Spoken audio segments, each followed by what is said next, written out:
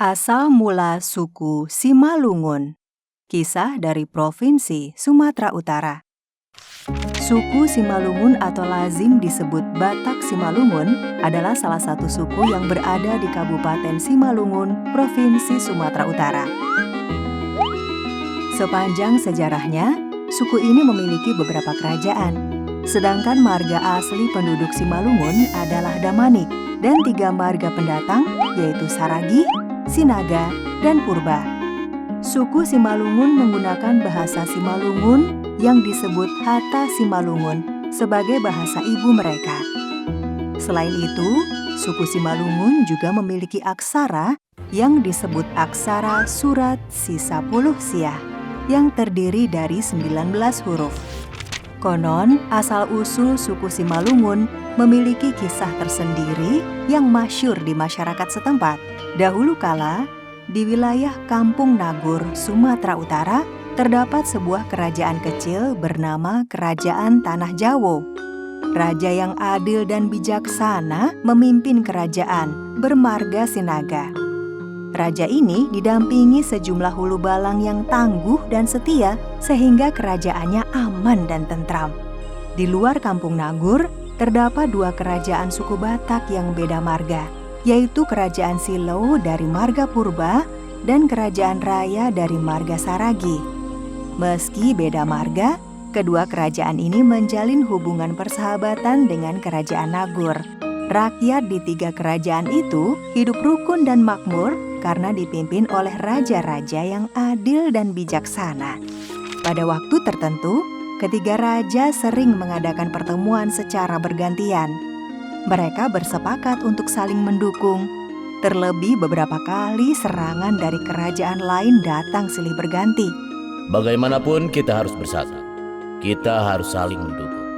Ya, benar saudaraku, agar kita tidak mudah terpecah belah. Suatu ketika, pasukan tentara dari tanah Jawa datang menyerang. Akan tetapi, berkat semangat saling membantu, ketiga kerajaan tersebut berhasil mempertahankan kekuasaannya. Tidak itu saja, serangan juga datang dari kerajaan di Pulau Sumatera yang ingin memperluas wilayah kekuasaannya. Lagi-lagi, dengan semangat persatuan, ketiga kerajaan ini pun berhasil melawan serangan dari lawan. Rupanya, kemakmuran ketiga kerajaan kecil itu menarik perhatian kerajaan-kerajaan lain untuk menguasainya. Hingga di suatu saat, tentara yang tidak diketahui dari mana asalnya datang menyerang ketiga kerajaan tersebut secara bergantian. Mula-mula, para tentara dadakan ini menyerang kerajaan Tanah Jawo. Kami datang untuk menguasai daerah ini. Menyerahlah atau kami akan hancurkan kerajaan ini. Kami tidak takut. Kami akan tetap melawan.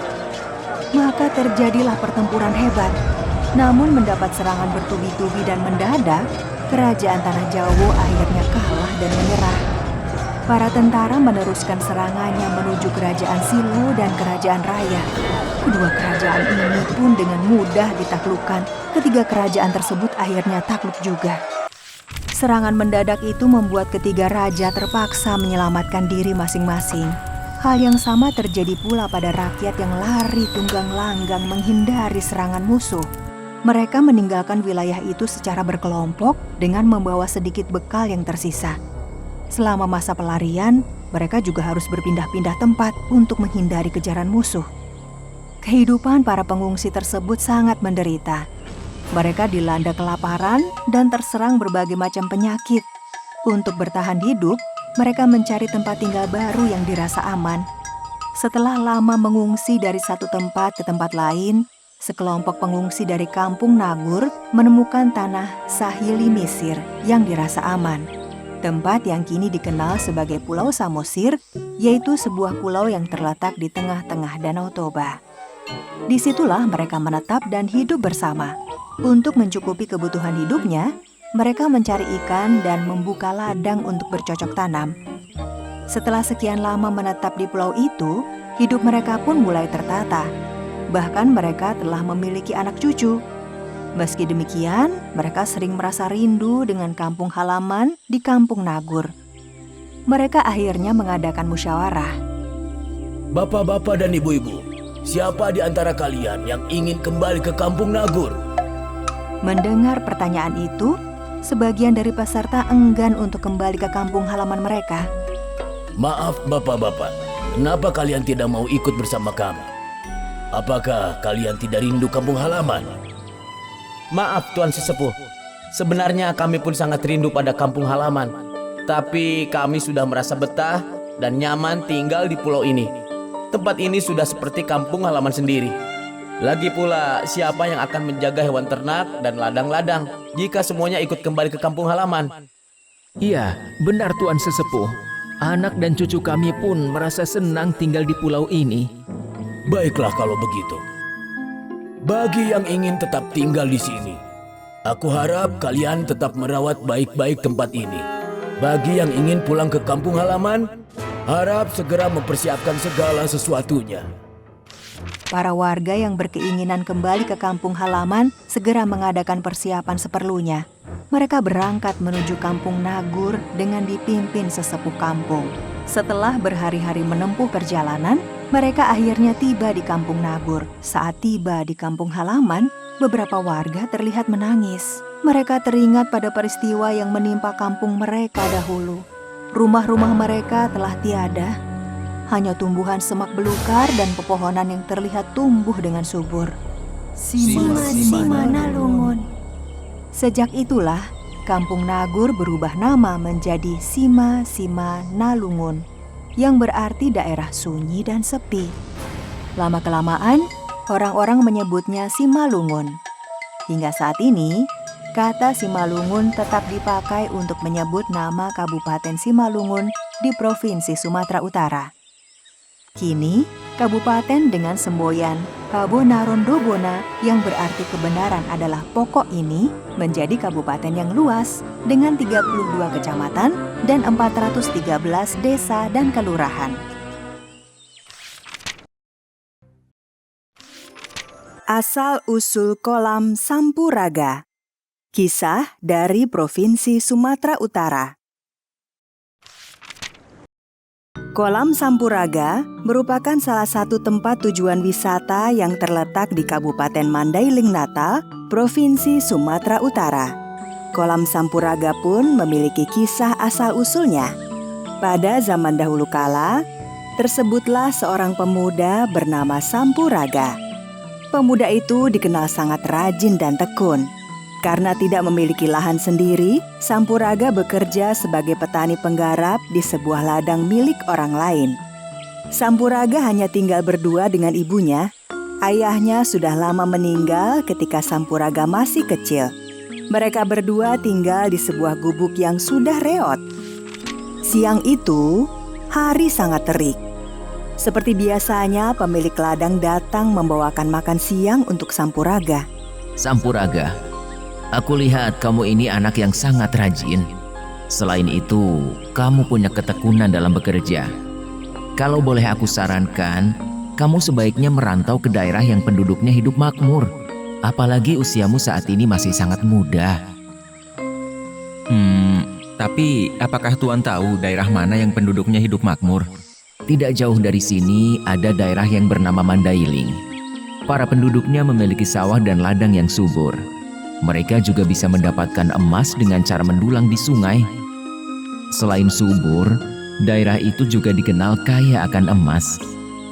Sepulangnya dari bekerja, Sampuraga segera berbicara dengan ibunya. Ibu, aku mendengar ada sebuah daerah yang penduduknya sangat makmur. Daerah tersebut bernama Mandailing. Setiap penduduknya memiliki sawah dan ladang. Selain itu, mereka juga bisa mendapatkan dengan cara mendulang emas di sungai. Tanah mereka selain subur juga mengandung emas yang melimpah. Terus, apa rencanamu? Ibu, aku bermaksud untuk merantau ke daerah tersebut. Siapa tahu nasib kita akan menjadi lebih baik. Apakah ibu mengizinkan? Baiklah Sampuraga, demi masa depanmu, ibu mengizinkan. Meskipun ibu khawatir tidak akan bisa bertemu lagi karena ibu sudah sangat tua. Beberapa hari kemudian, Sampuraga pun berangkat menuju Mandailing. Ibu Sampuraga melepas kepergian anak satu-satunya dengan hati yang cemas. Setelah berjalan seharian penuh, Sampuraga akhirnya bertemu dengan daerah yang penuh dengan sawah nan hijau dan sungainya yang mengalirkan air jernih. Ketika sedang mengagumi sawah-sawah nan hijau itu, tiba-tiba Sampuraga dikejutkan oleh suara yang memanggilnya. Hei anak muda, siapa engkau? Dan apa yang kamu lakukan di sini? Sampuraga pun menyebutkan nama dan asal desanya. Dia juga menyebutkan alasannya datang ke tempat itu. Baiklah. Kau ikut aku sekarang. Akan kutunjukkan negeri Mandailing. Kamu sekarang berada di pinggiran Mandailing. Belum sampai ke pusat negerinya. Terima kasih, Tuan. Sampailah mereka di negeri Mandailing. Nah, inilah negeri Mandailing. Bagaimana menurutmu? Sungguh negeri besar nan ramai. Baru kali ini saya melihat negeri yang demikian besarnya. Hingga akhirnya mereka berhenti di depan sebuah rumah yang besar dan mewah. Kau lihatlah rumah ini. Bagaimana menurutmu? Sungguh rumah yang sangat besar, indah dan mewah. Rumah siapa ini, Tuan? Ini adalah rumah. Wah, benarkah? Luar biasa. Pasti Tuan adalah seorang saudagar yang kaya raya. Biasa saja. Aku ini hanya pedagang kecil-kecilan dan memiliki beberapa petak sawah. Tempat kita berjumpa adalah sawahku. Kebetulan saja aku sedang ingin melihat hasil kerja para pembantuku. Nah, sekarang masuklah ke rumahku. Tentunya kau lapar dan haus. Aku punya makanan. Semoga kamu menyukainya. Iya, Tuan. Terima kasih. Orang yang ditemui Sampuraga di pinggir sawah itu ternyata seorang saudagar yang kaya raya. Sampuraga juga sangat heran. Meskipun kaya raya, saudagar itu ternyata sangat baik dan bahkan memberinya makan. Nah, Sampuraga, bukankah kamu datang ke negeri ini untuk mencari pekerjaan? Iya, Tuan. Saya ingin bekerja untuk membahagiakan ibu saya di kampung. Kamu sungguh anak yang berbakti.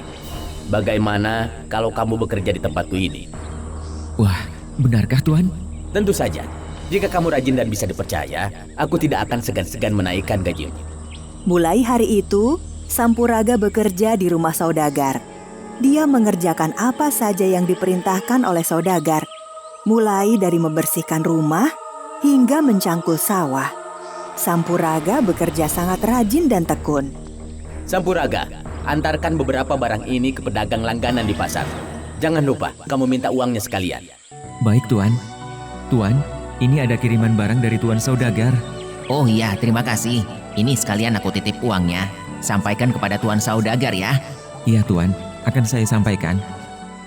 Sampuraga, apakah barang itu sudah kamu kirimkan? Sudah, Tuan. Ini uang yang diberikan oleh pedagang di pasar. Baiklah, terima kasih. Iya, sama-sama, Tuan. Anak itu sepertinya bisa dipercaya. Keesokan harinya, saudagar itu menyuruh Sampuraga mengantarkan dagangan ke pasar.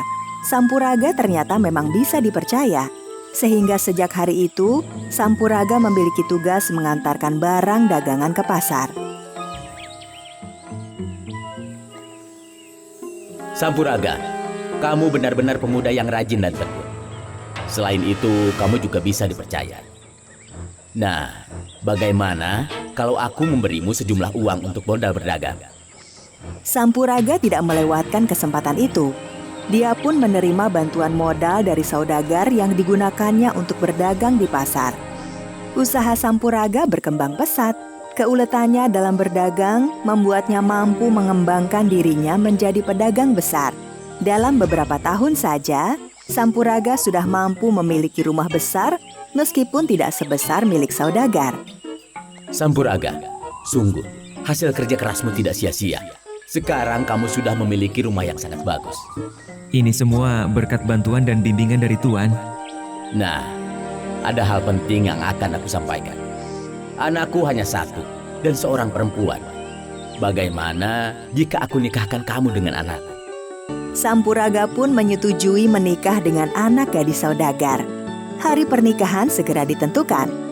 Beberapa hari menjelang pernikahan, kesibukan terlihat di rumah saudagar. Rumah itu dihias sedemikian rupa untuk acara pesta pernikahan putrinya dengan Sampuraga. Berita tentang pernikahan itu tersebar luas bahkan sampai ke kampung halaman Sampuraga. Pemilik ladang yang pernah menjadi majikan Sampuraga itu pun memberitahu ibu Sampuraga. Nenek, apakah engkau sudah dihubungi oleh Sampuraga? Bukankah dia akan menikah dengan anak saudagar di Mandailing? Benarkah? Aku bahkan tidak tahu sama sekali. Lagi pula, apakah benar yang kamu maksud itu Sampuraga anakku? Tentu saja, Nek. Perempuan yang akan dinikahi Sampuraga itu adalah putri dari saudagar kaya raya dan terkenal, sehingga hampir semua orang mengetahuinya. Selepas kepergian si pemilik ladang, ibu Sampuraga termangu seolah tidak percaya. Kalau benar Sampuraga yang menikah, tentunya dia sudah mengabariku. Tapi, apakah dia sudah lupa pada ibunya? Sebaiknya, besok aku datang saja ke Mandailing untuk memastikan. Hari pernikahan Sampuraga dengan putri saudagar pun tiba. Pesta pernikahan digelar dengan besar-besaran dan sangat mewah. Hampir semua pejabat dan para saudagar mendapatkan undangan. Sementara itu, ibu Sampuraga yang datang dari kampung telah sampai di Mandailing. Dia terlihat sangat letih setelah berjalan jauh. Dia pun bertanya kepada orang tempat pernikahan Sampuraga. Akhirnya, ibu Sampuraga menemukan rumah tempat pesta pernikahan. Dia melihat dengan seksama untuk memastikan apakah benar itu Sampuraga anaknya. Sampuraga, kenapa tidak memberitahu ibu kalau engkau menikah? Semua yang hadir pun terkejut ketika melihat seorang perempuan tua memanggil Sampuraga. Kamu bukan ibuku. Ibuku sudah lama mati. Pengawal, bawa perempuan tua itu pergi dari sini. Alangkah terkejutnya ibu Sampuraga mendengar perkataan anaknya. Dia benar-benar tidak menyangka. Nah, perempuan tua, kamu tinggal di sini saja. Jangan kembali ke pesta pernikahan Tuan Saudagar. Kalau masih keras kepala, kami tidak segan berbuat kasar padamu. Dalam kesendirian di tempat yang sepi itu, ibu Sampuraga hanya bisa menangis melihat anaknya telah mengingkarinya. Di tengah kesedihannya yang memuncak, ibu Sampuraga pun berdoa. Ya Tuhan, kenapa anakku bisa menjadi durhaka? Berilah pelajaran kepadanya, karena telah durhaka kepada ibunya. Tidak lama setelah ibu Sampuraga berdoa, terjadi gempa yang dahsyat di tempat pesta pernikahan. Semua yang hadir di pesta pernikahan itu panik dan berlarian menyelamatkan diri. Sayangnya, tidak ada yang selamat dari gempa tersebut. Bahkan, tempat pesta itu benar-benar hancur dilanda gempa dan berubah menjadi kolam yang airnya panas. Kolam tersebut kemudian dikenal dengan nama Kolam Sampuraga, sebagai pelajaran bagi semua orang agar tidak durhaka kepada ibunya. Sedangkan ibu Sampuraga yang sedih dan kecewa dengan sikap anaknya, memilih pulang ke kampungnya dan melanjutkan sisa hidupnya di sana.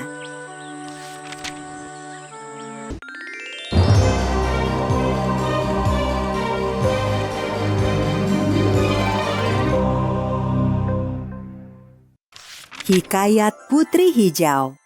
Cerita dari Provinsi Sumatera Utara. Provinsi Sumatera Utara merupakan salah satu provinsi di Indonesia yang terkenal dengan berbagai objek wisata. Salah satu tempat wisata yang sangat terkenal di Sumatera Utara adalah Danau Toba. Danau vulkanik ini mendatangkan jutaan pengunjung setiap tahunnya. Bukan hanya objek wisata, Sumatera Utara juga kaya akan cerita rakyat. Salah satu cerita rakyat yang masih diceritakan secara turun-temurun adalah Hikayat Putri Hijau. Sebuah cerita yang konon terjadi pada masa Kesultanan Delhi. Hikayat Putri Hijau bermula dari Kesultanan Aceh yang terletak di sebelah utara Kesultanan Delhi.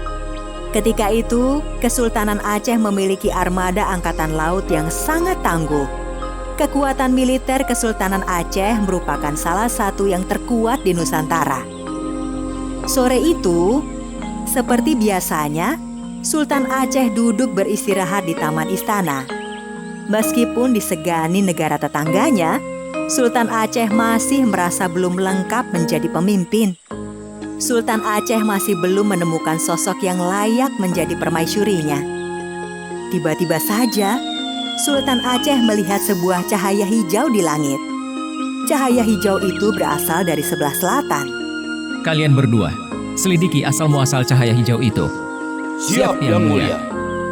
Dua prajurit kepercayaan Sultan Aceh itu segera menuju ke arah selatan melacak asal-muasal cahaya hijau. Hingga sampailah dua prajurit Aceh itu ke wilayah Kesultanan Delhi.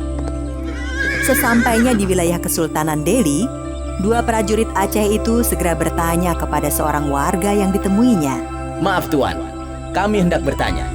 Kalau boleh tahu, dari mana asal cahaya hijau di langit ketika sore hari itu? Oh, itu berasal dari Putri Hijau. Siapa Putri Hijau itu? Putri Hijau adalah anak ketiga dari Sultan Delhi. Setelah mengetahui asal-muasal cahaya hijau itu, dua prajurit Aceh segera kembali ke istana dan melapor kepada Sultan. Jadi, dari mana asal-muasal cahaya hijau itu? Yang Mulia, cahaya hijau itu ternyata berasal dari Putri Hijau. Putri Hijau? Benar Yang Mulia, Putri Hijau adalah putri dari Sultan Delhi. Sepertinya aku sudah menemukan siapa yang akan menjadi permaisuriku. Meskipun belum pernah bertemu dengan Putri Hijau, namun Sultan Aceh merasa sudah yakin menjadikan Putri Sultan Delhi itu sebagai permaisuri. Rombongan besar kapal-kapal Kesultanan Aceh pun berangkat menuju Kesultanan Delhi. Tujuan rombongan itu adalah untuk melamar Putri Hijau. Sultan Delhi sendiri memiliki 3 orang anak, yaitu Mambang Yazid, Mambang Hayali, dan Putri Hijau. Hari itu, mereka bersiap menyambut kedatangan Sultan Aceh. Namun mereka belum tahu apa maksud kedatangan rombongan Sultan Aceh ke istana mereka. Sultan Aceh, kami ucapkan selamat datang di istana kami yang sederhana ini. Sungguh kehormatan besar seorang sultan besar berkenan singgah di istana kami. Saya perkenalkan 3 anak saya. Mambang Yazid adalah anak tertua. Kemudian Mambang Hayali. Dan yang terakhir adalah anak bungsu saya, Putri Hijau. Sultan Delhi, sungguh saya mengucapkan terima kasih yang sebesar-besarnya untuk sambutan yang sangat hangat ini. Kami sungguh merasa terhormat berkesempatan menjadi tamu di Istana Kesultanan Delhi. Sebagai tanda persahabatan, saya membawa sedikit oleh-oleh dari Aceh. Semoga Sultan Delhi berkenan menerimanya. Sultan Aceh, sungguh perhiasan sebanyak ini merupakan hal yang sangat mewah bagi kami. Saya belum pernah melihat perhiasan yang sangat indah dan dalam jumlah yang banyak. Maaf Sultan Aceh, kalau boleh tahu, apa tujuan dari Sultan Aceh berkunjung ke istana kami? Begini Yang Mulia Sultan Delhi. Maksud kedatangan saya ke sini adalah untuk mempererat hubungan antara Kesultanan Delhi dengan Kesultanan Aceh. Maksud Sultan? Di dunia tidak ada yang lebih erat daripada persaudaraan. Maksud kedatangan saya ke sini adalah untuk meminang Tuan Putri Hijau. Tuan Putri Hijau sangat layak menjadi permaisuriku di Kesultanan Aceh. Sultan Aceh, sungguh kehormatan yang luar biasa Anda meminang putri saya. Tetapi sebagai seorang ayah, saya menyerahkan keputusan ini kepada putri saya. Putriku, kamu telah mendengar sendiri maksud kedatangan Sultan Aceh. Nah, sekarang keputusannya ada di tanganmu. Ayah dan Sultan Aceh akan mendengar secara langsung apa jawabanmu perihal pinangan dari tamu kita ini. Ayahanda, maafkan Ananda. Untuk saat ini, Ananda belum siap untuk menikah. Mendengar lamarannya ditolak, Sultan Aceh pun marah luar biasa karena merasa terhina. Dengan segera, Sultan Aceh memanggil panglima perangnya. Panglima, siapkan semua armada perang. Serang Kesultanan Delhi sekarang juga.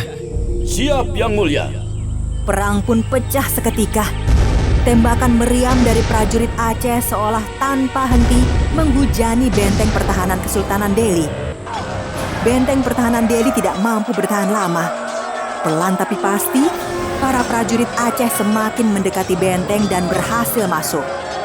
Terjadilah pertempuran sengit di dalam benteng.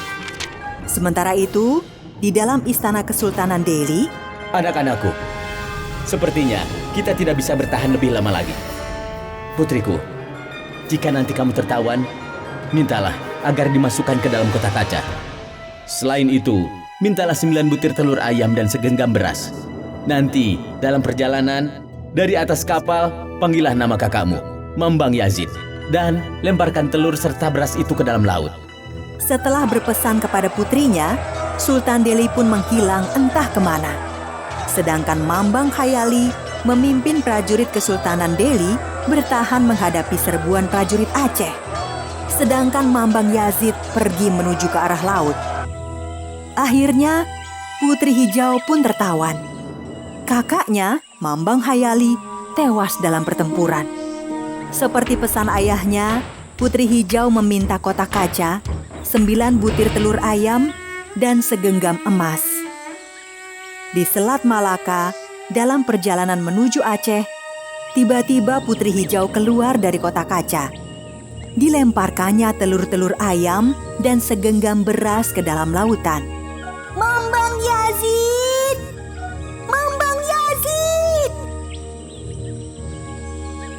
Tidak lama kemudian, seekor naga besar muncul dari dalam lautan.